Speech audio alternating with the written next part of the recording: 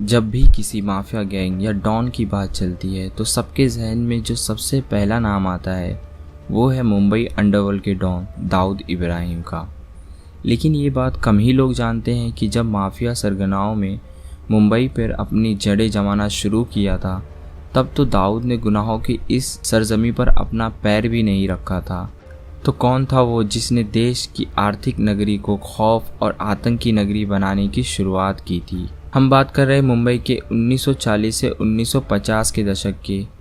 50 के दशक में भी लोग मुंबई की तरफ इस तरह भागते थे जैसे परवाने शमा की तरफ भागते हैं, और इन्हीं परवानों में एक था करीम लाला। कोई नहीं जानता था, यहाँ तक कि उनका परिवार भी नहीं, कि करीम बाबी बम्बई कब आया था। सिर्फ इतना ही पता है कि ये 30 के दशक की आसपास की बात है। वैसे तो हाजी मस्तान मिर्ज़ा को भले ही मुंबई अंडरवर्ल्ड का पहला डॉन कहा जाता है, लेकिन अंडरवर्ल्ड के जानकार बताते हैं कि सबसे पहला माफिया डॉन करीम लाला था, जिसे खुद हाजी मस्तान भी असली डॉन कहा करते थे। करीम लाला का आतंक मुंबई में सर चढ़कर बोलता था। मुंबई में तस्करी समेत कई गैर कानूनी धंधों में उसके नाम की तूती बोलती थी।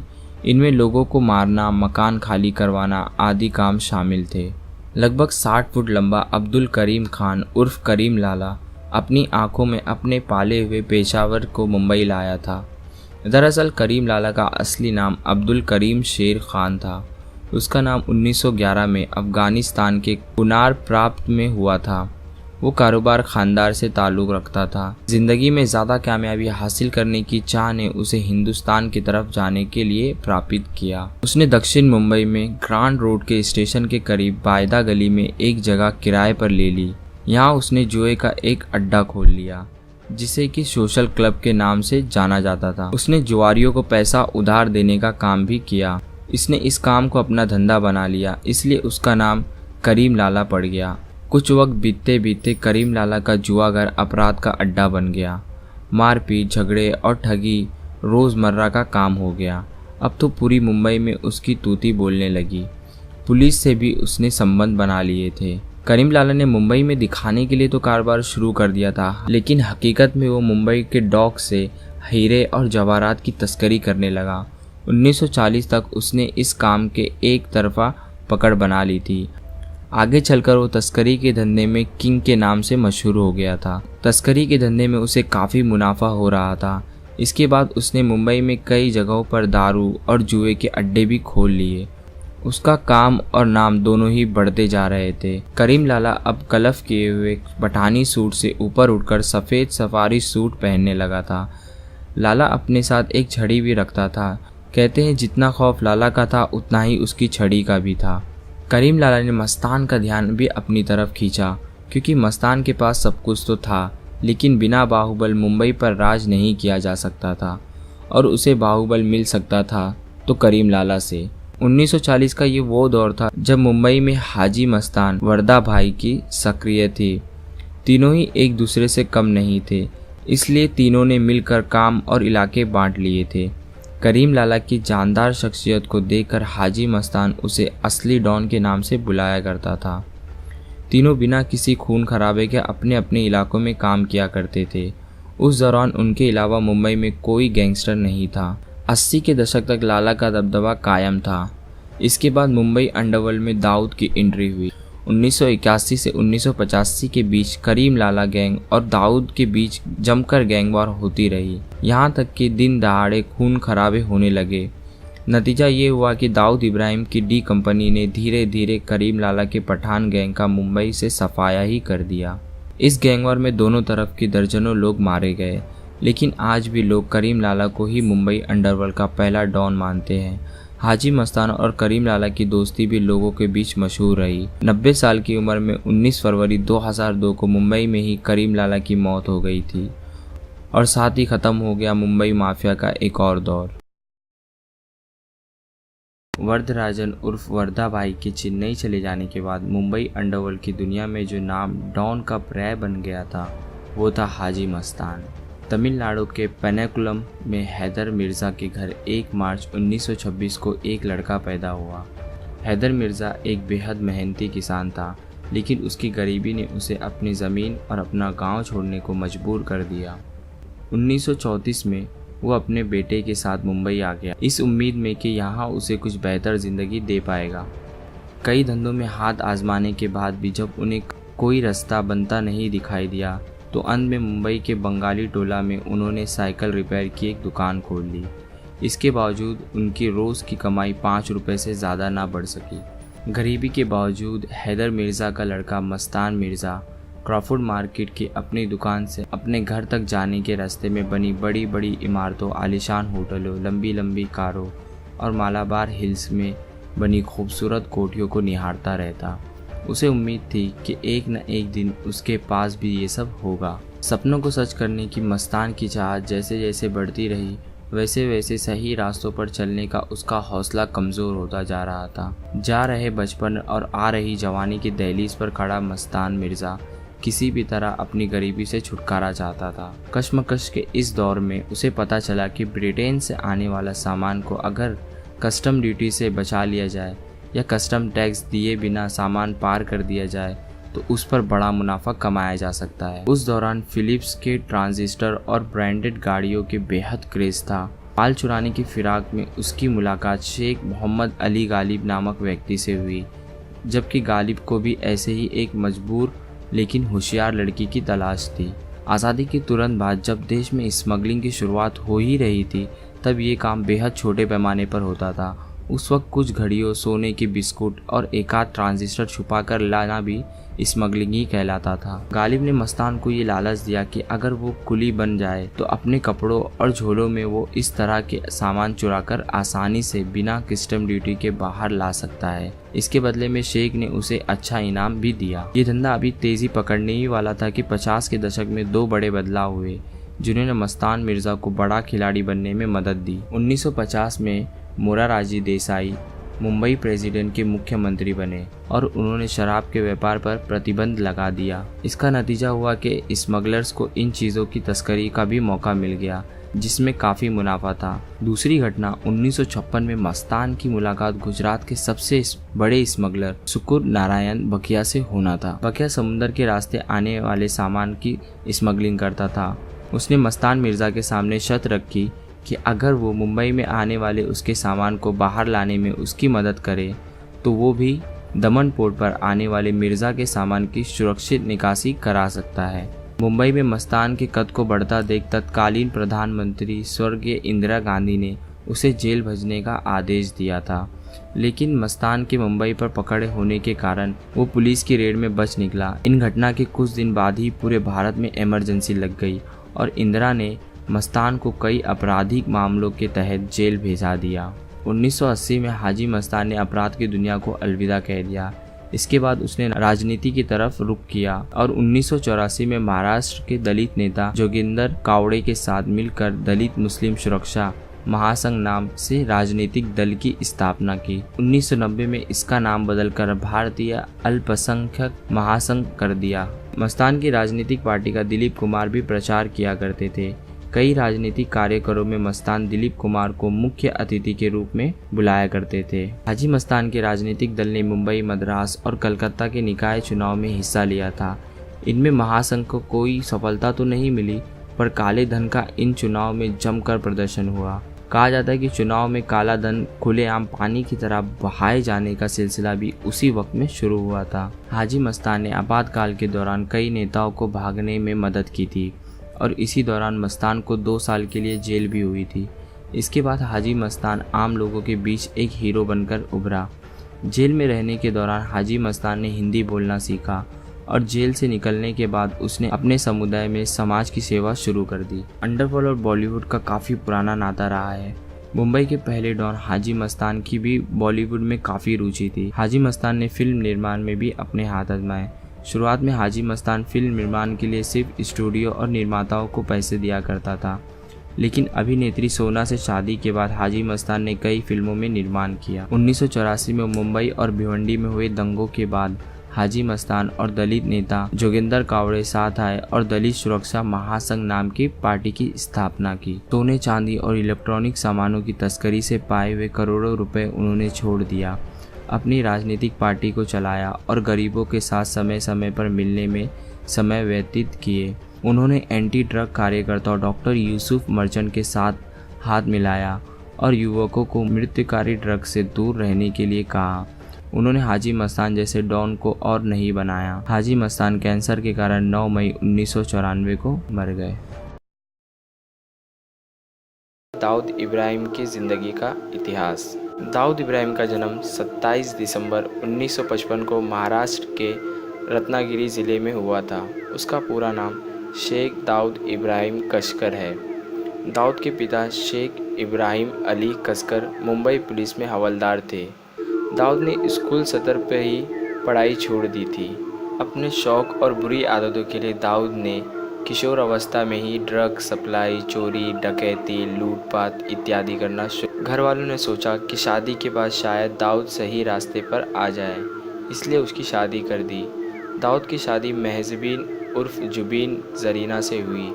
उसके 4 बच्चे हैं, जिनमें 1 लड़का और 3 लड़कियां हैं। दाऊद की सबसे छोटी बेटी की मौत हो चुकी है। पैसों के दम पर आज दुनिया भर की नाक में दम करने और टेररिस्ट सिंडिकेट चलाने वाला दाऊद इब्राहिम एक समय में रोटी के लिए मोहताज हुआ करता था। दाऊद के पिता कांस्टेबल थे और घर में अच्छा खाना तभी नसीब होता जब रामलिंगम की दुनिया के बेताज बादशाह हाजी मस्तान और करीम लाला की बख्शिश घर में आती थी। इन्हीं सबको बचपन से देखते हुए दाऊद बड़ा हुआ और ख़ुद करीम लाला की गैंग में शामिल हो गया। 1980 के दशक में दाऊद का नाम मुंबई अपराध जगत में तेज़ी से उभरा और उसकी पहुंच बॉलीवुड से फिल्म जगत से लेकर सट्टे की दुनिया तक पहुंच गई। जिस वक्त दाऊद ने जुर्म की दुनिया में अपना कदम रखा था, उस वक्त उसका पसंदीदा हथियार तलवारें, चाकू तथा देसी रिवॉल्वर तमंचा हुआ करती थी। दाऊद अपने इन हथियारों को यूपी के रामपुर में बनवाया करता था। अब दाऊद AK-57 तथा AK-47 का प्रयोग करता है। बात 1977 की है, जब दाऊद ने हाजी अली में स्मगलरों की बोट लूट ली थी। बस क्या था, दाऊद जुर्म की दुनिया में चमकने वाला सितारा बन गया। देखते ही देखते दाऊद अंडरवर्ल्ड पर छा गया। अब मुंबई दाऊद की थी। करीम लाला और हाजी मस्तान के साथ काम करते करते दाऊद को समझ में आ गया था कि अगर जुर्म के कारोबार में बदलना है तो रिहाइश वारदात की जगह से दूर होनी चाहिए। दाऊद ने मुंबई की जगह दुबई को अपना रिहाइश बनाया। बाबरी मस्जिद के बाद जिस तरह देश में दंगे भड़के, उसने डॉन दाऊद को टेररिस्ट दाऊद बना दिया। दाऊद इब्राहिम 1993 मुंबई बम ब्लास्ट का मास्टरमाइंड है। इसी आतंकी हमले के बाद दाऊद इब्राहिम भारत का मोस्ट वांटेड क्रिमिनल बन गया। पैसे और पावर के लिए कुछ भी कर सकने को तैयार दाऊद ने मुंबई में सीरियल ब्लास्टर करवाए। आपको बता दें कि 12 मार्च 1993 को मुंबई में 13 जगह ब्लास्ट हुए थे, जिसमें 297 लोगों की मौत हुई थी। माना जाता है कि इस हमले में पाकिस्तान का हाथ था, जिसे दाऊद ने थामा था। सरकारी रिकॉर्ड के अनुसार दाऊद के पास इस वक्त $7 बिलियन यानी तकरीबन 35,000 करोड़ की संपत्ति है। अब तक जुर्म के पेशे में रहकर किसी शख्स ने इतनी दौलत नहीं बनाई है, लेकिन कहते हैं आज भी दाऊद का दिल मुंबई के लिए धड़कता है। दाऊद के दुबई भागने के बाद उसके बहनोई इब्राहिम पारकर मुंबई में उसका कारोबार देखता था। उसकी हत्या के बाद नागपाड़ा की गॉड मदर के नाम से फेमस हसीना पारकर ने दाऊद के कारोबार को संभाला। इसी हत्या के बाद मुंबई में शुरू हुआ गैंगवार का काला दौर। अंडरवर्ल्ड की रिपोर्टिंग करने वाले हुसैन जैदी ने अपनी किताब माफिया क्वीन में हसीना पारकर को लेकर कई खुलासे किए हैं। किताब के मुताबिक दाऊद की बहन हसीना का दक्षिण मुंबई के कई इलाकों में अच्छा खासा दबदबा था।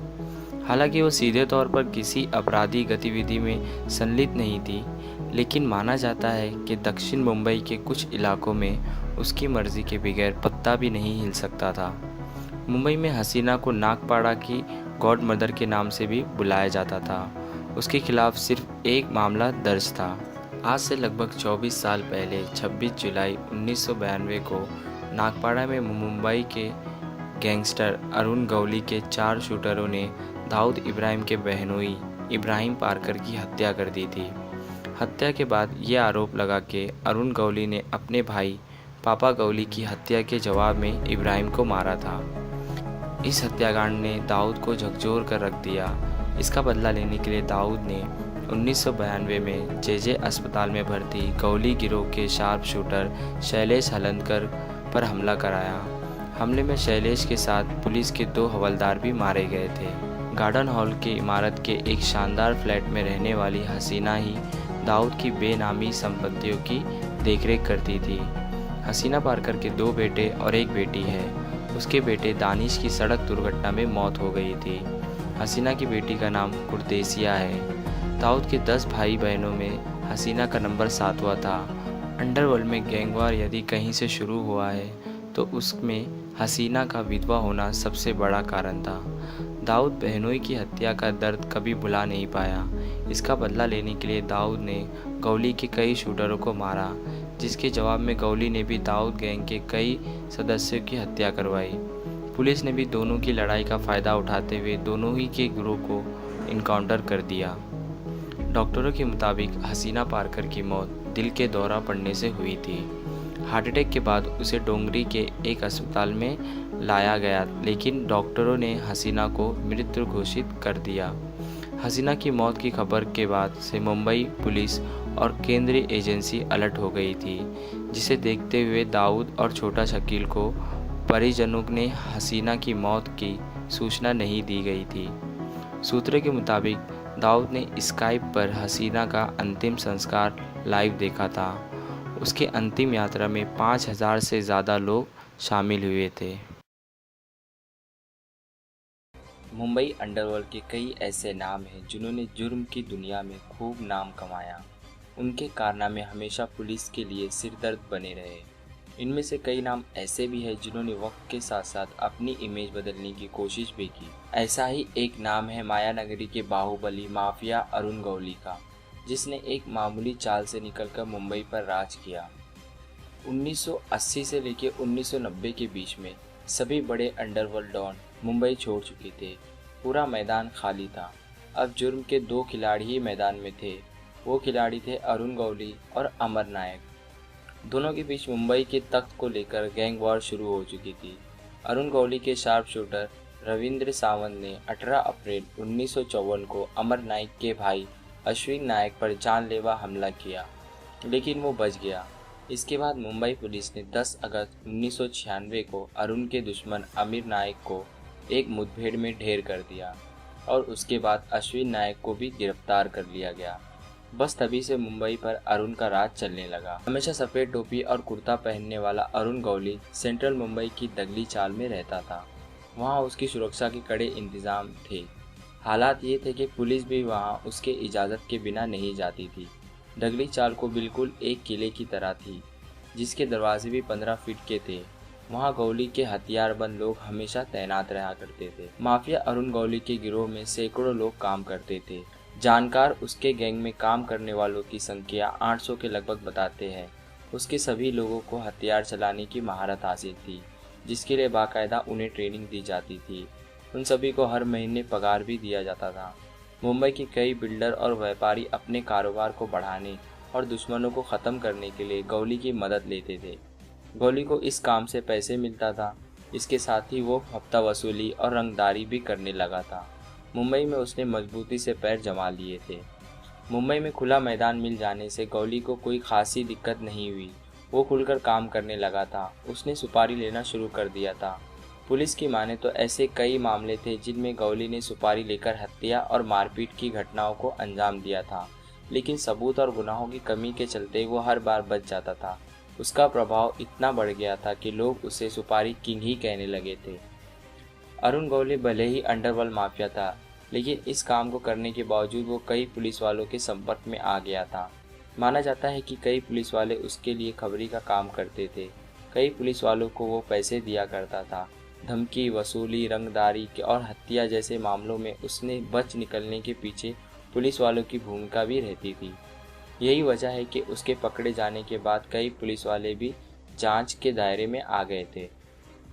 अंडरवर्ल्ड में धाक जमाने वाला अरुण गौली हमेशा कानून और पुलिस से डरता था। एक तरफ उसके दुश्मनों की लिस्ट लंबी होती जा रही थी और दूसरी तरफ पुलिस भी उस पर शिकंजा कसना चाहती थी। ये बात अरुण अच्छे से जानता था। उसने इस डर से बचने का तरीका ढूंढ निकाला और राजनीति में जाने का फैसला लिया। इसी मकसद को पूरा करने के लिए उसने सन 2004 में अखिल भारतीय सेना के नाम से एक पार्टी बनाई। महाराष्ट्र विधानसभा चुनाव में उसने अपने कई उम्मीदवार उतारे और खुद भी उसने चिंचपोकली सीट के चुनाव लड़ा और जीत गया। विधायक बन जाने के बाद अरुण ने कहा था कि अब वो विधायक बन गया है, पुलिस उसे नहीं मार सकती। इस बात से जाहिर हो गया था कि अरुण को अपने इनकाउंटर का डर सता रहा था, लेकिन अब उसके हौसले बुलंद थे। 2008 में गौली ने शिवसेना के एक नेता की हत्या की सुपारी ले ली और शिवसेना कारपोरेटर कमलाकर जामसांडेकर की हत्या करवा दी। बताया जाता है कि इस काम के लिए गौली ने 30 लाख रुपए सुपारी ली थी। इस मामले में अदालत ने आरोपी बनाए गए अरुण गौली को दोषी मानते हुए उम्र कैद की सज़ा सुना दी, जिसे हाई कोर्ट ने भी बरकरार रखा। ये पहला मौका था जब गौली को किसी अदालत ने दोषी मानकर सज़ा सुनाई थी। हाजी मस्तान, वरदराजन, दाऊद इब्राहिम, करील लाला, अमर नाइक, बड़ा राजन, छोटा राजन और बड़े से बड़े सलीम, छोटा शकील जैसे नामों के जिक्र जब भी कहीं होता है तो अरुण गौली का नाम भी इस फहरिस्त में जुड़ जाता है। लेकिन उसके गुनाह हमेशा उसका पीछा करते रहे और अपने गुनाहों की सज़ा अब वो जेल में काट रहा है। तो दोस्तों, आज की वीडियो में सिर्फ इतना ही। अगर आपको ये वीडियो पसंद आई है तो प्लीज़ लाइक कीजिए, अपने फ्रेंड्स के साथ शेयर कीजिए और हमें कमेंट में बताइए कि आपको हमारी वीडियो कैसे लगी। और facts, comedy, mystery, biography Hindi में जानने के लिए हमारे जो चैनल को है सब्सक्राइब कीजिए और उस बेल आइकन को दबाएं ताकि आगे आने वाली नई वीडियोस आपको सबसे पहले मिल सके।